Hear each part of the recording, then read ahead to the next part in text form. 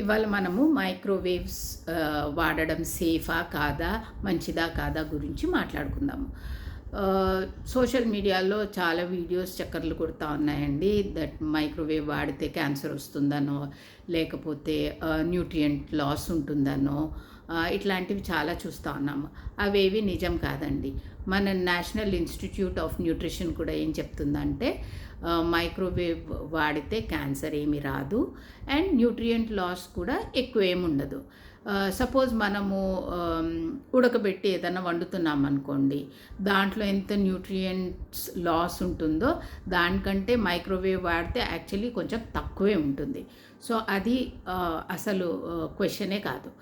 ఇంకొకటి ఏంటంటే మనం దేని మీద అయితే శ్రద్ధ పెట్టాలో అదేంటంటే దేంట్లో మైక్రోవేవ్ చేస్తున్నాము.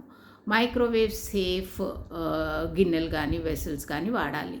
అది గ్లాస్ కానీ సెరమిక్ కానీ, ఆర్ మీరు షాప్కి వెళ్ళి కొనేప్పుడు దాని లేబుల్ చూడండి, దాని మీద మైక్రోవేవ్ సేఫ్ అని రాసుంటే అది కొనుక్కొని అది వాడండి. అండ్ ఐడియలీ అంటే ఇప్పుడు మనం తినే ముందు వండుకొని ఫ్రెష్గా తింటే ఎప్పటికైనా అది మంచిదే అండి. కానీ అది ప్రాక్టికల్గా అందరికీ వీలవుతుందా? చాలామందికి అది వీలవ్వదు, అది ప్రాక్టికల్ కాదు. వండి అప్పటికప్పుడు తింటే గ్రేట్. ఒకవేళ అది కుదరదు అనుకోండి, which is most of us, మనకి కుదరదు.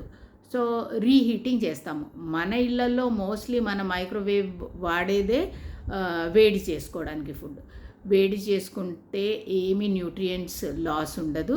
వండేప్పుడైతే ఏదైతే లాస్ అయిందో కొన్ని బి విటమిన్స్ అట్లాంటివి, సి విటమిన్, అది ఎనీవే పోతుంది.